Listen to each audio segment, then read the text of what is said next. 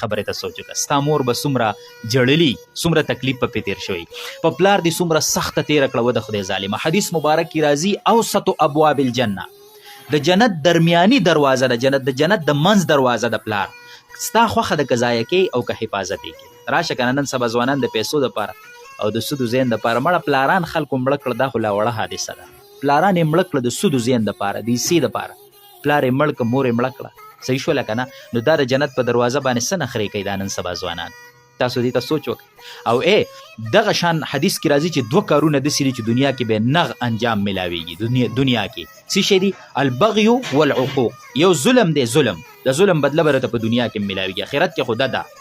او یو د مور او پلار نافرماني ده راشه ځوانان په مور او پلار باندې څه نخرې کوي دوی دا خیال چې دا نمبر به نه پیدا کېږي دا به نه ټریس کېږي او زموږ دا خبره به پټه پاتې شي په دومره جدید دور کې په موږ پسې به تحقیقات نه کېږي دا به په معاشره کې په شرمونو شرمېږي چې دا هغه کس دی چې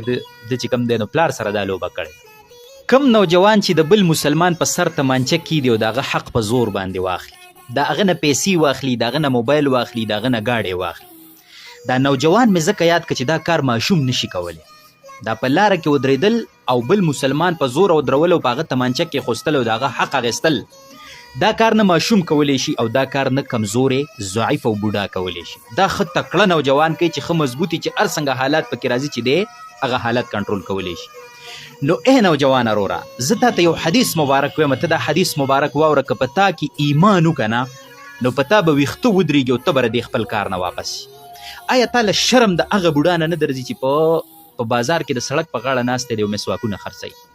تا له شرم د هغه معذور او د هغه کمزوري نه درځي چې هغه په بازار کې تسبیح خرڅوي او هغه چې کوم دی په بازار کې مسواکونه او ټوپۍ خرڅوي صحیح شوله تا له شرم د هغه نوجوان نه درځي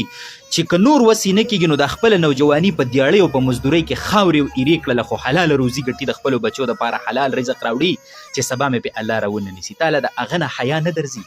چې دا بل مسلمان ټول ورځ دیاړي او مزدوري کړې د خپلو بچو له سیر وړه ګټلي دي او ته په لار کې ناست او تمانچه یې پې کېښوست او پردۍ ګوتې دې تاو کړو دا دې بچو له وړې مړه دا به ته م خورې او دا به کور کې ستا بچي م خوري او دا به ته اغوندې او ته به ځان ته ګورې او خوشحالېږي تا له به مرګ نه راځي یاره دا مرګی به نه راځي قسم دی ستا خو وخت مقرر دی او مرګ را روان دی دا به تا له نه راځي ته به څه کوې یاره د اسرائیل چې دې په دې سینه پنجه کېږي که نه او دا کله د قبر کې سترګې وغړېږي او پته ته ولګي چې دلته خو مې نه چغه څوک اوري او نه څه په کار راځي نو یې نوجوانه ته به څه کوې ته به څه کوې په داسې ځای کې به ته څه کوې ته لږ سوچ وکړه مړه ته خو کم از کم د دې مرګ نه انکار خو کافر هم نه کوي مړه ته خو لازم مسلمان یې بدعمله مسلمان به خو د دې مرګ نه انکار خو کافر هم نه کوي او تم دا مرګ منې چې دا مرګ به راځي او هغه آخرت نه منې ته خو آخرت منې که نه قبر منې هلته به بیا څه کېږي ته دې خبرې ته سوچ وکړه نو حدیث مبارک کې راځي چې د قیامت په ورځ مفلس هغه کس دی مفلس چې د ده پردي حقونه داسې پوري په ده باندې د ده په سر چې خلک راتله نو هلته خو ده بیا مال نشو ورکولی او نه پیسې ورکولی شوي او مقدمه درج کېده چې زما پیدا دي زما یې ګوتې تاو کړی وې ما نه د بچو حق اخیستی و زما عزت لوټ کړی و ما ته یې کنزل کړي و زه په ظلم سره وهلی وما نو د ده سره خو به بیسته نه نو حدیث مبارک کې راځي د ده نیک عملونه به رخلي یو یو له به ورکوي روجې رواله دله ورکه دلې مونځ ورکه دلې ذکر ورکه که څه ناڅه دي په دې ژوند کې کړي که نه نو هغه نیک عملونه به دې هغوی له ورکړي حدیث مبارک کې راځي د ده نیک عملونه به ختم شي او خلک به لا پاتې وي ولې چې ته خو په یو شپه کې ودرېږې نو د لسو مسلمانانو ګوتې تاوې او د خلکو حقونه نو دا به پاتې وي او د ده سره به نیک عملونه ختم شي نو حدیث مبارک کې راځي د هغه خلکو ګناه به راوالي د ده په سر به یې کېدي او جهنم ته به یې گذار کړي دا مفلس دی استغفر الله ربي من کل ذنب وما اتوب الیه نو د خدای دپاره نوجوانه دې سره معاشره تباه کېږي په دې معاشره رحم وکړه دا معاشره د بدامنۍ شکار مه ګرځوه دا معاشره پرامن وګرځوه په دې کې خپل کردار ادا کوې نوجوانه وګټه په دې خپلو لاسو وګټه الکاسب حبیب الله دا بهترین رزق دی په دې خپلو لاسو وګټه حلاله مزدوري وکړه دا ډېره لویه د اجر خبره ده په بچو حلاله وخوره چې ته مړ شي چې مړه ستا دپاره سرمایه وګرځي چې حرامه دې پې وخوړه دا بوی دا پلار دې خدای غر کړي په خبره باندې پوه شوې که نه نو د معاشرې د اصلاح دپاره په دې په خپله عمل وکړو په ځان باندې کوشش وکړو او هغه نوجوان ته یې ورسو چې کوم د بل مسلمان ګوتې تاوی او پردی حق ته په زور باندې اخلي وسل د دې ځوان کارنامې ته وګوره خاوې د قیامت نه مخکې قیامت راغی راشئ چې هغه ځوانان چې ښه صحیح سالم ځوانان دي او د دنیا د لالچ او د پیسو دپاره په خپل مور او پلار باندې څه نخرې کوي تاسو به حیران شئ خفه به هم شئ غصه به هم شئ او په دې بعضې کار به خندا هم درشي چې وخدایه د دې څنګه معاشرې سره موږ مخامخ شوي دا د خوازخیلې تاڼه کې هغې په حدودو کې واقعه راغلې ده واقعه داسې ده چې دا یو هلک چې کوم دی نو د ملګري سره مشوره کړې ده چې ته به ما وتښتې اغوا به مې کې په دروغه باندې او بیا به زما پلار ته ټیلیفون وکړي د 10 لکه روپو مطالبه به ترې وکړي چې 10 لکه روپۍ به راولېږئ ستا زوی موږ سره دی کو راوم نه لېږلې دې ټیمه پورې نو دا به موږ مړ کړو صحیح شوله که نه نو دا هلک چې ورک شو څو ورځې نو کوروالی راله تاڼه کې رپورټ درج کړي چې زموږ دغه شان ځوان زلمی هلک ورک دی هغې ته څه پته ده چې هلک خو ځان په زور پټ کړی دی او په ملګري سره مشوره کړې ده او هغه ته به هم پکې پیسې منلي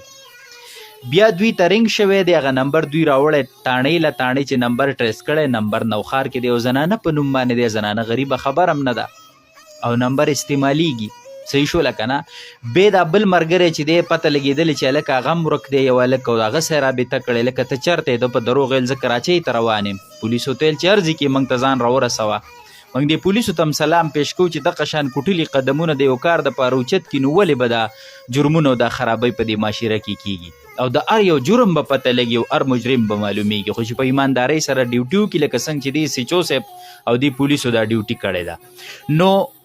بیا اخر پته ولګېده چې دا دواړه یو ځای وو بیا یې نیولي دي نو بیا تاڼۍ ته راوستي دي یو ځوان زلمی زوی رالګي که نه ځوان زلمی چې په صورت روغ دی او ښه طاقت کې دی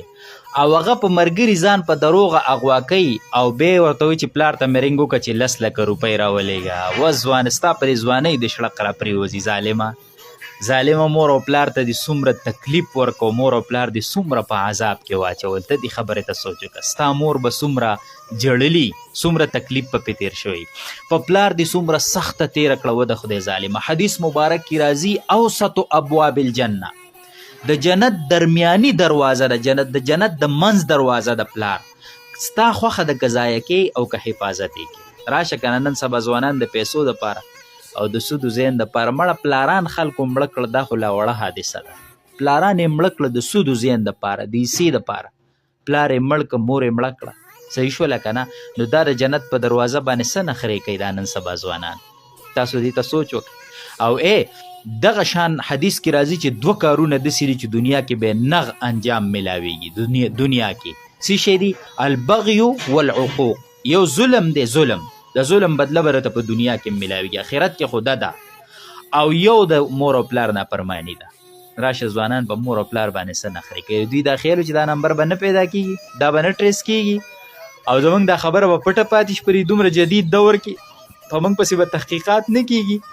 ته به په دې معاشره کې په شرمونو شرمېږي چې دا هغه کس دی چې د چې کوم دی نو پلار سره دا لوبه کړې صحیح شوله که نه او بیا دا ایس ایچ او صاحب وایي د ده نه تپوس وشو چې دا نمبر د زنانه په نوم څنګه نو هغه چې زنانه دې لږ احتیاط کوي دا د بېنظیرې پیسې چې راځي او د دفترو ته لاړې شي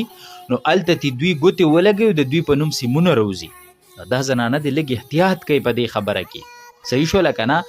نو نوجوان ته دا پیغام رسول غواړي چې هغه دې نه څه سبق حاصل کی